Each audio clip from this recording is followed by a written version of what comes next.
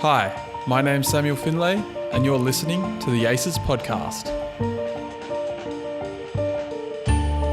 In this episode, I have a conversation with Syamak Farajikhah from the University of Sydney.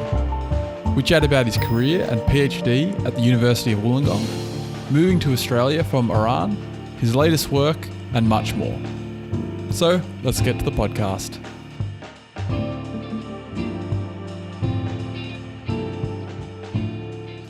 So I'm here chatting with Syamak Farajikhah from the University of Sydney. How are you going? Going well, thanks. Hi, Sam, and thanks for having me. No worries. Well, thanks for jumping on the podcast. It's always good to catch up. I've been used to see you in the labs back when you were at UOW at ACES, so it's nice to catch up, although we're not catching up in person because of the current COVID-19 situation. But yeah, great to catch up nonetheless. Yep. It's a pleasure to be your guest. It would be better to have a face-to-face chat, but yeah, I'm happy. Thank you.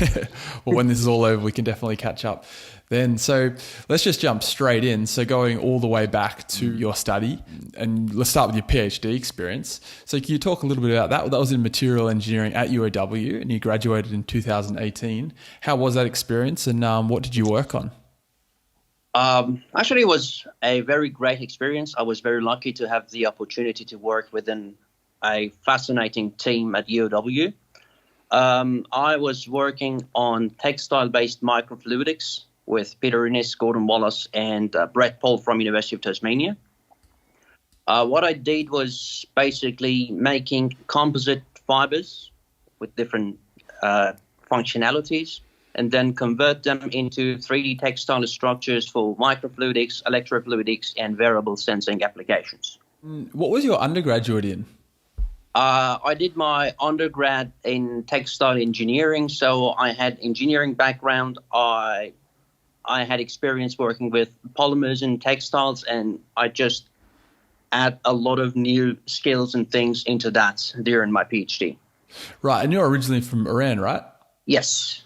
So how did you find that move over to Australia and studying a PhD here after doing your undergrad and I believe also your master's in Iran? Actually, it was very challenging at the beginning. You know, new country, new life, new people, and but it was great. I was very lucky, as I said, to be able to do that. I learned a lot. I made a lot of good friends. And yeah, I'm very happy to do that.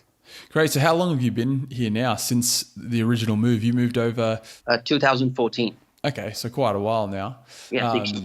In the early days, did you go back often? Actually, no. I usually go back every 2 years.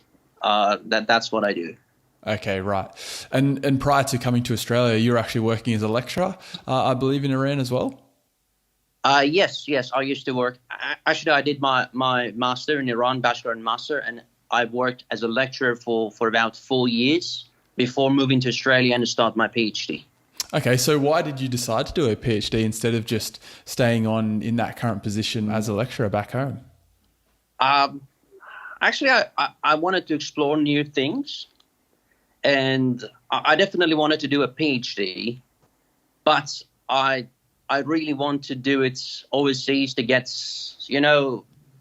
new challenges. I'm always up to new challenges. So, yeah, I took it as a challenge. It was a great challenge, but worth it. So was it always Australia and UOW, or were you thinking about potentially going to Europe or America or somewhere else? I was not specifically thinking about Australia. Yeah, I wanted to go to either Europe or Australia, but yeah, I ended up in Australia. And ended up in Wollongong, so a great choice there, right near the beach. Yes, of course. The best choice. Definitely. I must admit, I can't complain living in Wollongong. It's a great place. Yes, it is, indeed. You also did a certificate in Innovation and Business at the UOW Sydney Business School, is that correct? Yes. And how was that? It was amazing, I would say. You know, when you do your PhD, you are very much focused on science.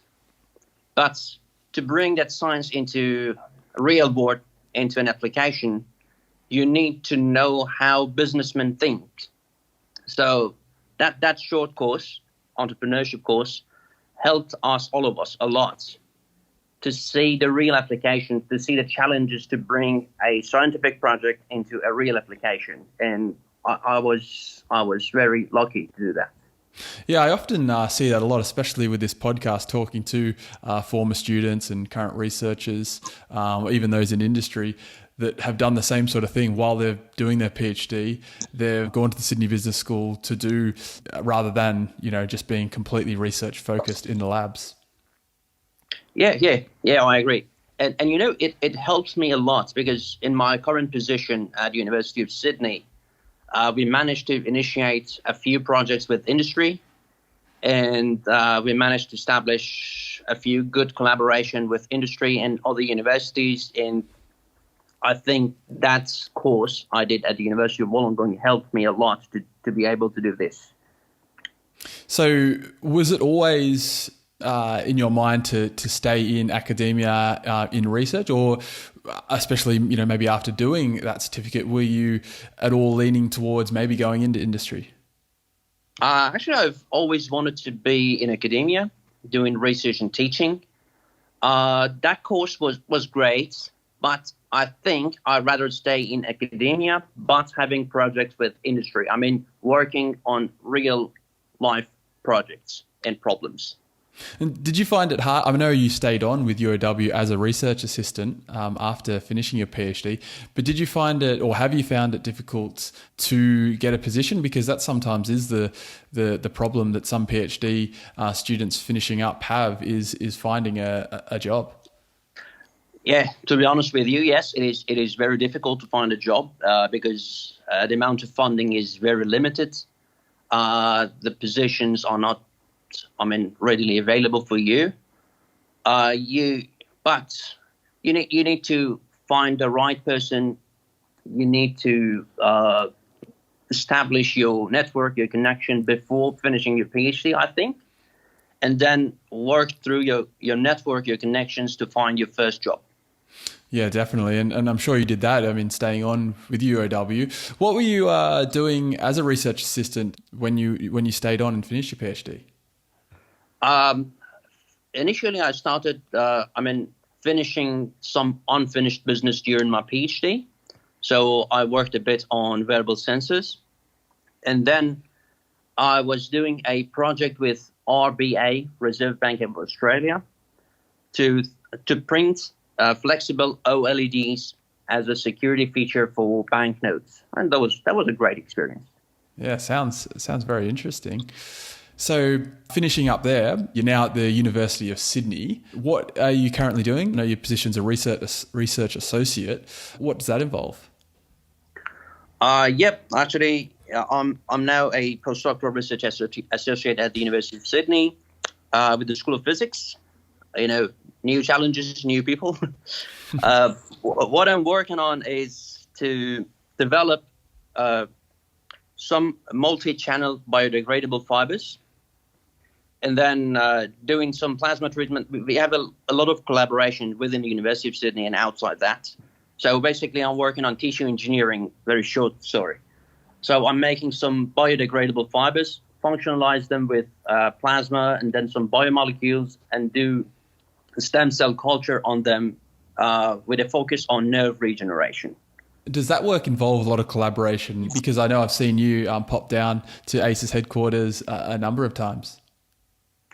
Actually, what I try to do, I'm trying to do is to keep my existing connections, basically, and try to build new connections, new network. So yes, I made a collaboration work with the University of Wollongong, involving Peter Innes and Gordon Wallace.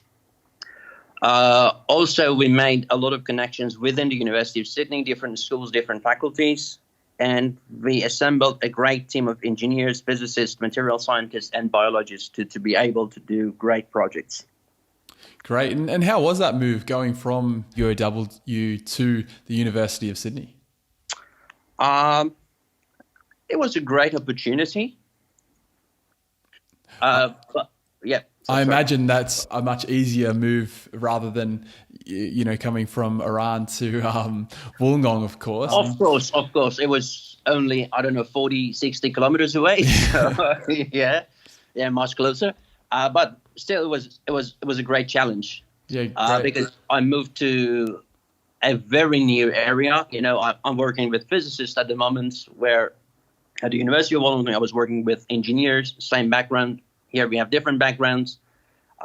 Basically, sometimes we speak different languages. But it was great. I learned a lot of new things here. And I'm involved in a few great projects focusing on solving some real life problems. Just going back to, PhD, and we sort of spoke about, sometimes it can be a little bit difficult in finding those jobs. What advice, you spoke about gaining a network, but what other advice would you give to current PhD students or, maybe undergraduate students that are thinking about doing a PhD? Actually, the first thing I would say is to not focus on one simple thing or one specific problem during the whole PhD. Try to find different applications for what you're doing in different fields. So in that way, again, you can make new connections. And to PhD students at UW or ACES specifically, you are very fortunate to have the opportunity to collaborate with a lot of Australian and international universities. You have access to a lot of facilities, a lot of researchers. You should make the most of it, I think. Apart from that, I think you should be honest with yourself. Do you really want to stay in academia, or you prefer to go to industry? That's the first question you should answer yourself, I think. That's pretty much of it, I think. Yeah, some great advice there. So what about life outside of research and life outside of work? How do you spend your time when you're not in the labs or you're not teaching? Before this COVID-19 pandemic. Yeah, before the current situation. Yeah, before the current situation, I was trying to keep in touch with friends. I spend a lot of time with my friends, especially old friends at the University of Wollongong, and spend time with my family, my wife, and stay a bit out of academia, but some, a work-related reading as well. That's pretty much it. This is something I've asked everyone that I've had on the podcast, and I find it interesting myself, is do you have, maybe a morning routine or anything you do sort of each day that helps you approach your work? Actually, I try to have a routine. But mostly sleep routine. Sleep at the same time, wake up at the same time, be ready for work. And living in Sydney is a bit different from Wollongong. Here, I have to spend 1 hour commute to work every day. So, yeah, unfortunately, I cannot do. Honestly, I'm lazy a bit to exercise in the morning to help me. But it would be great if I could do that. Maybe after this COVID-19, because it makes it a little bit harder to get in the labs. But is there anything on the boil? Actually, we initiated a few projects and few new projects. I told you we assembled a great team, and we initiated 3 or 4 different projects to go on with. But unfortunately, this COVID-19 pandemic stopped all of them. I'm hoping to go over this pandemic, and I would like to pursue my current career path. We are up to some great work, I hope. Great. No, it certainly sounds like you are. So just to finish up, what would you say would be your favourite part of your work? Here at the University of Sydney? Yeah. Or just in research in general? In research in general, as I said, I'm always up to challenges. I really enjoy do challenging work. The challenge of research, the the uncertainty of research is really good for me. And yeah, you are able to do new things. You are able to do new ideas, to try new ideas, and you do not doing the same thing over and over again for 30 or 40 years. Yeah, I bet. Well, thanks so much for coming on the podcast. It's been a pleasure to talk to you and catch up. I'm sure we'll be able to do it properly in person once COVID-19 settles down a little bit. But yeah, thank you very much. Thanks very much. Thanks for having me, Sam. It was a great pleasure talking to you.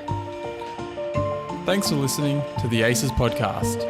For more episodes like this one, be sure to subscribe wherever it is you get your podcasts. You can also find more information about ACES on our website, electromaterials.edu.au. There you'll find links to our various social media platforms. And you can also follow me on Twitter, @SamuelFindlay. Until next time, thanks for listening.